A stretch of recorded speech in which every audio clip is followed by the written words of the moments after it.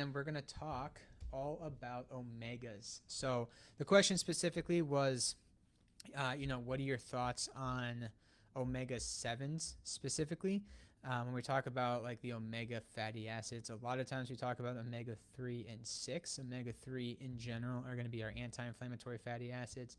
Omega 6s are going to be from seed oils and things like that. Those are more of our inflammatory fatty acids, which not necessarily the entire story when it comes to omega. So it's important that we kind of differentiate that a little bit. And then omega 7s are getting a little bit more recognition lately.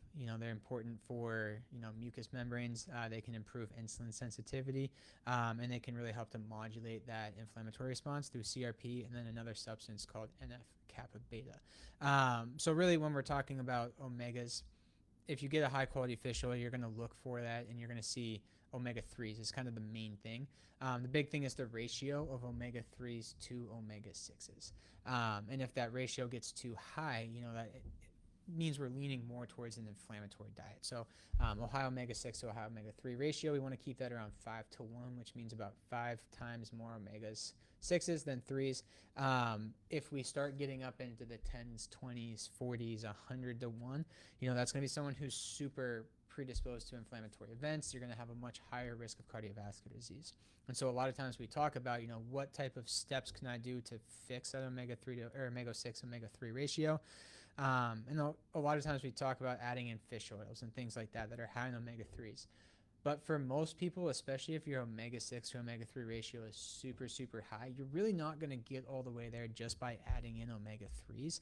And that's where you really have to focus on dietary patterns and where are all of the omega 6s in the diet coming from, and working to reduce those omega 6s. So when we talk about like food sources of omega 6s and things like that, really the inflammatory omega 6s are coming from seed oils. This is one of the biggest reasons that a lot of people talk about avoiding seed oils, but not all seed oils are the same. And it's really important to understand the ratios of omega 6 to omega 3s. Even things like olive oil, avocado oil that we talk about as being your healthier fats do still have omega 6 fatty acids in there. I don't have it memorized, but if you just go to Google and type in omega concentration in different oils, you'll see they've got breakdowns that they've run the analyses on different oils, and they tell you how much omega 3, 6, 7, and 9 are in those oils.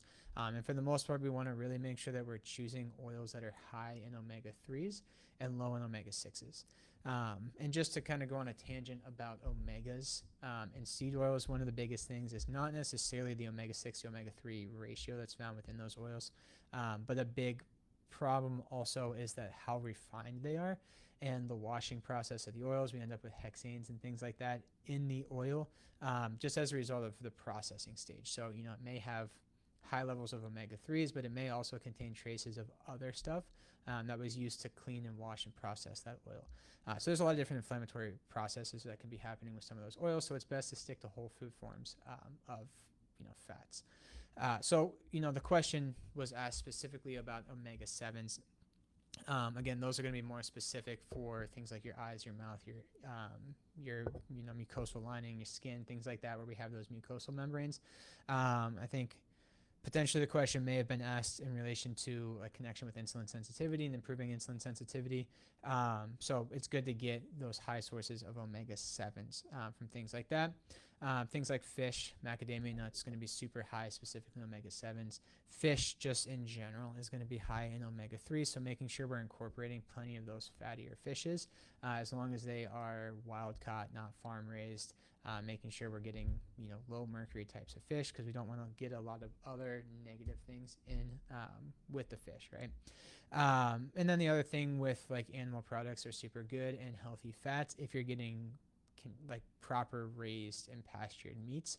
So we talk about a lot about animal products and red meat and things like that in the office. One of the biggest issues with conventionally farmed and grain-fed meat is the fat on the animal is a direct result of the diet the animal eats. So if the cow is being fed a bunch of grains and corns and things like that it's not part of its natural diet, the fat concentration on the animal ends up being much higher in omega 6s compared to omega 3s. Whereas if we're getting grass-fed, grass-finished cattle, the fat on there is going to be much higher in omega 3s. And so if we're looking at things like beef tallow, for instance, is a great cooking fat. I use beef tallow all the time, but it's super important the quality of the fat that you're getting. And if you're getting a very high, conventionally raised beef tallow, it's not going to be anywhere close to the same as the grass-fed, grass-finished. And that's not just for the fats that we're eating, but the fats that we're putting on our skin as well. So if you're using a beef tallow supplement, like, you know, the one I got back here, the whipped tallow butter, it's super important that you're getting grass-fed, grass-finished, good quality, and you know where the tallow or where the fat is coming from. And at the same time, the processing of that is super important as well. For instance, the one that we carry in the office, true, we're renaming that root and render, so it's going to have different packaging soon, but this is cold processed, and that prevents the breakdown and oxidation of the fats. So just because something may have the fats in it originally or initially, the processing has a big negative impact a lot of times in that fat. So making sure you're getting high quality fats is super important. If you're curious, what is my omega-6 to omega-3 or omega-9-7 ratio? We can actually do testing on that. So this is an example here of a Nutri-Eval panel. What we see on the Nutri-Eval panel is actually breaks down and measures all the different fatty acids. So we've got our ALA, EPA, DPA, DHA, omega-3 fatty acids. We've got our linoleic, GLA, DGLA, AA, DTA, omega-6s, oleic and nervonic omega-9 fatty acids. We've got our palmitoleic and vasinic omega-7 fatty acids. It's all measured on here. And then we can also look at, trans fats and saturated fatty acids and what our cardiovascular risk factors look like for our omega-6-3 ratio. This particular patient, omega-6-3 ratio was at 4.3. So they're in pretty good shape with that. Their omega-3 index was at 5.8, could be a little bit better. The other thing we can see is the interconversion between all the different types of fatty acids here. And if you're not converting down those steps, sometimes you can end up with harmful or inflammatory intermediaries as well. So making sure, in this specific case, this patient was struggling with a specific enzyme called their elongase enzyme. Important regulators on that enzyme, things like B3, B5, B6, biotin, vitamin C. So making sure you have all the nutritional cofactors that you need to properly metabolize the fats that you're consuming is really important as well. So I'm not seeing any other questions on here. Hopefully that helps solve some of the questions about omega-3, 6, 7, and 9, kind of a brief overview. Big thing is if you're curious about it and you want to know where you stand, getting testing is super important. So you don't have to run a full Nutri-Eval panel or metabolomics panel to see your omegas. You can just run an omega check panel that kind of gives you the ratio and percentages of omega-3s and 6s. But the more testing we can get, the better we can help to support, and the more specific and targeted we can be with supplementation and with dietary patterns as well. So hopefully this helped you guys. If you have questions, if you're watching this back, just throw up a wave. Let me know you watched it. Answer or ask any questions that you may have down in the comments below. And we'll see you next Tuesday here right around 5:30.